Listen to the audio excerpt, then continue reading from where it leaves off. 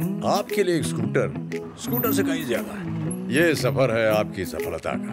देखिए, ये हम सफर के साथ का सफर है, इसीलिए हमने बनाया ये नया जुपिटर, जो है हर स्कूटर से ज्यादा।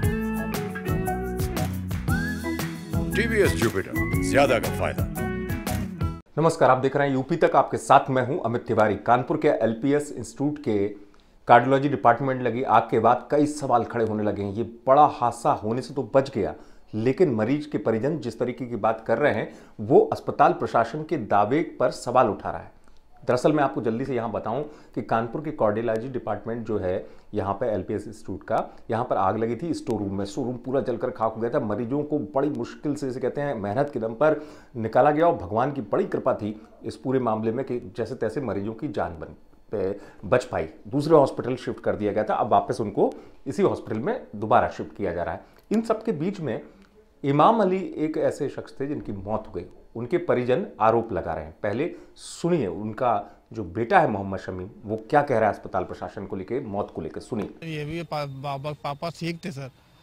आग लगने से उनको थोड़ा सा दिक्कत हुई, बाकी इमरजेंसी में वो गए। फिर उसके बाद उनको डॉक्टर जो नर्सेस थी उन्होंने दवाइयाँ लिखी। हम लोग सब लोग दौड़ भाग में लग गए लाने के लिए।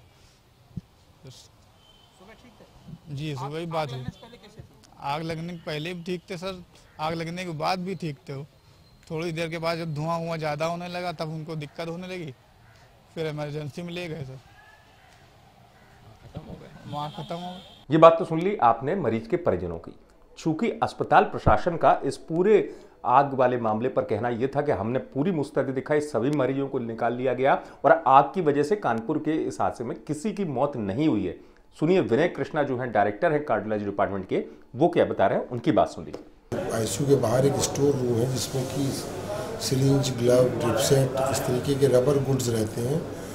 उस कमरे से उनको धुआं निकलता हुआ दिखाई दिया, तो उन्होंने तुरंत कर्मचारियों को जोर जोर से आवाज़ दे के बुला लिया और उस कमरे के अंदर जो कार्बन डाइऑक्साइड सिलेंडर होता है, ऑक्सीजन को कम करके वो कार्बन डाइऑक्साइड भर देता है और आग को रोक लेता है। उस संस्थान में 80 की संख्या में लगे हुए हैं हर जगह पे, तो वो उसी से तुरंत उस कमरे में कार्बन डाइऑक्साइड भर दी गई, जिससे आग तुरंत बुझ गई। परंतु ये रबर गुड्स थे और पूरी बिल्डिंग एयर कंडीशनड है, इसलिए उन रबर गुड्स से जो धुआं उठा वो धुआं धीरे धीरे करके भरने लग गया पूरी बिल्डिंग में। पहले वो नीचे वाले फ्लोर में भरा, फिर ऊपर वाले फ्लोर में जाने लग गया रैंप के माध्यम से। तो ऐसी परिस्थिति में वहाँ से मरीजों को हम लोगों को शिफ्ट करना पड़ा।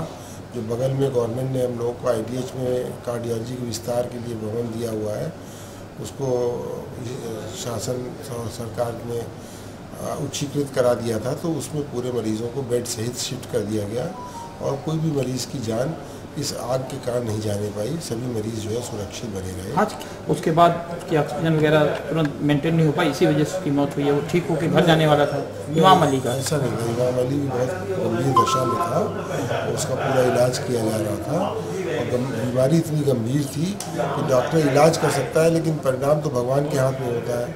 तो हम लोग तो हमेशा यही सोच के चलते हैं, कर्मणे वादिका रस्ते माँ फलेशु गदाचन।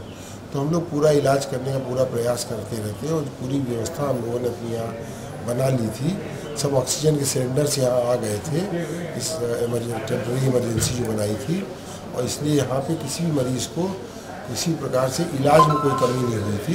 पूरी तरीके से इलाज चल रहा था। सुना आपने।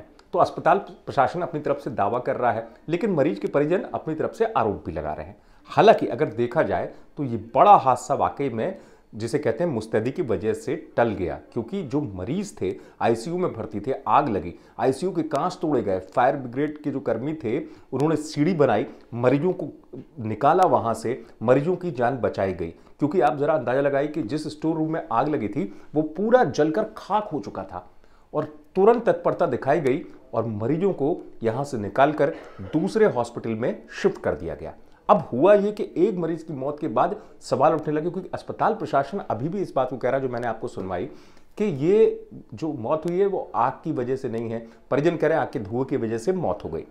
कुल मिलाकर ये बड़ा हादसा तो टल गया, लेकिन इस हादसे के बाद जिस मुस्तैदी की बात हम कर रहे थे कि मुस्तैदी अगर नहीं होती तो मरीजों को कांच तोड़कर निकालना, तुरंत दूसरे हॉस्पिटल में शिफ्ट करना, ये सब संभव नहीं हो पाता।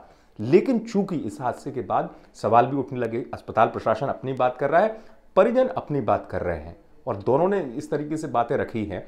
अस्पताल प्रशासन लेकिन इस दावे के साथ अभी भी कायम है कि ये जो है मौत आग की वजह से नहीं हुई है। प्रशासन अब इस पूरे जब सवाल उठ रहे हैं दावे पर क्या करता है, ये देखने वाली बात होगी। आप देखते रहिए यूपी तक।